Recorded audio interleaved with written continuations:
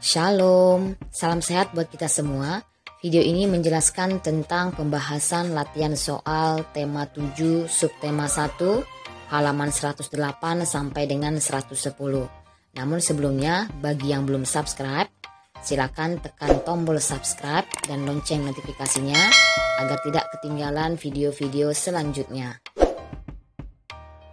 Bupena halaman 108 muatan IPA. Soal nomor 1, berikut yang bukan ciri-ciri benda gas adalah jawabannya D, memiliki bentuk dan volume tetap. Soal nomor 2, bensin yang dibiarkan dalam wadah terbuka lama-kelamaan akan habis. Peristiwa tersebut menunjukkan proses, jawabannya adalah C, menguap. Soal nomor 3, kamper yang kita letakkan di kamar mandi lama-kelamaan akan habis. Peristiwa tersebut merupakan contoh perubahan wujud benda yang disebut, jawabannya adalah menyublim. Soal nomor 4, saat air membeku menjadi es, maka terjadi perubahan wujud benda, yaitu cair menjadi benda padat. Soal nomor 5, perhatikan gambar di Bupena halaman 108, itu adalah gambar salju ya, turunnya salju. A. Apa proses perubahan wujud benda yang terjadi pada kristal es tersebut? Jawabannya adalah mengkristal. Soal B. Apa yang menyebabkan perubahan wujud kristal es? Jawabannya adalah penurunan suhu atau pelepasan panas yang dialami benda. C. Apakah kristal es dapat berubah menjadi wujud benda lain? Jawabannya adalah iya.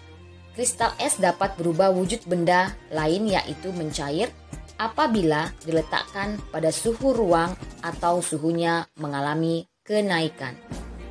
Bupena halaman 108 dan 109 muatan bahasa Indonesia. Bacalah teks berikut untuk menjawab soal nomor 1 sampai dengan 3. Judulnya adalah Budi Utomo. Pada tanggal 20 Mei 1908 didirikan sebuah organisasi pemuda di Jakarta. Organisasi tersebut bernama Budi Utomo. Ide untuk mendirikan organisasi tersebut digagas oleh Dr. Wahidin Sudirohusodo dan Sutomo. Organisasi Budi Utomo diketuai secara langsung oleh Sutomo. Melalui Budi Utomo, Sutomo mengumpulkan para pemuda Indonesia yang memiliki cita-cita yang sama, yaitu untuk memajukan bangsa Indonesia. Mereka pun bersama-sama berdiskusi dan berjuang untuk mewujudkan cita-cita Indonesia maju dan merdeka. Soal nomor 1. Informasi sejarah yang disampaikan pada paragraf pertama adalah jawabannya C. Tokoh-tokoh pendiri organisasi Budi Utomo. Soal nomor 2. Kalimat tanya yang sesuai dengan isi paragraf kedua teks tersebut adalah jawabannya D. Bagaimana cara Sutomo mengumpulkan para pemuda Indonesia? Perhatikan informasi berikut, soal nomor 3 ya. Pada tanggal 20 Mei 1908, didirikanlah sebuah organisasi pemuda bernama Budi Utomo di Jakarta. Kata tanya yang tepat untuk informasi di atas adalah jawabannya B. Kapan? Kita lanjutkan kembali. Bacalah teks berikut untuk menjawab soal nomor 4 dan 5. Judulnya adalah Tanam Paksa. Kultur stelsel merupakan salah satu program bangsa Belanda saat menjajah Indonesia. Nama program tersebut diambil dari bahasa Belanda yang dikenal dengan sebutan tanam paksa. Program ini dicetuskan oleh seorang gubernur Jenderal Hindia Belanda bernama Johannes van den Bosch. Program tanam paksa mulai diberlakukan oleh Belanda pada tahun 1830.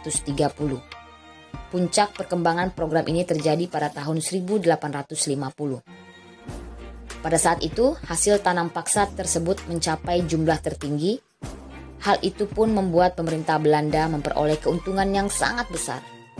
Di sisi lain, program tanam paksa justru merugikan rakyat Indonesia. Rakyat Indonesia ditekan dan dipaksa untuk bekerja sama tanpa diberi upah. Akibatnya, kondisi rakyat Indonesia pun sangat memprihatinkan, mulai dari terserang penyakit, kelaparan, bahkan kematian.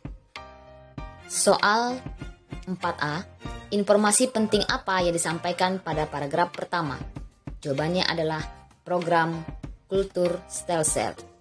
Soal 4B, apa ide pokok dari paragraf kedua teks tersebut? Jawabannya adalah program tanam paksa mulai diberlakukan oleh Belanda pada tahun 1830. Soal 4C, apa kalimat tanya yang sesuai dengan isi paragraf ketiga? Jawabannya adalah mengapa program tanam paksa merugikan rakyat Indonesia. Soal nomor 5, tuliskan kembali isi teks tersebut ke dalam satu paragraf menggunakan bahasamu sendiri. Kultur Stelsel merupakan salah satu program bangsa Belanda saat menjajah Indonesia yang disebut dengan tanam paksa. Program tersebut dicetuskan oleh seorang gubernur jenderal Hindia Belanda, Johannes van de Box. Tanam paksa mulai diberlakukan pada tahun 1830. Puncak perkembangan tanam paksa terjadi pada tahun 1850. Pada saat itu, hasil tanam paksa mencapai jumlah tertinggi yang membuat keuntungan yang tampak sangat besar bagi Belanda. Namun program tanam paksa merugikan rakyat Indonesia karena ditekan dan dipaksa untuk bekerja tanpa diberi upah. Akibatnya kondisi rakyat Indonesia sangat memprihatinkan, mulai dari terserang penyakit, kelaparan, bahkan kematian. Bu Pena halaman 109 muatan SBDP. Soal yang pertama, berikut yang bukan merupakan ciri-ciri tangga nada diatonis minor adalah? Jawabannya C, penuh semangat. Soal nomor 2, jarak susunan tangga nada diatonis mayor adalah? Jawabannya C, 1, 1, setengah, 1, 1, 1, setengah. Soal nomor 3, lagu Kicir-Kicir merupakan lagu yang bertangga nada diatonis?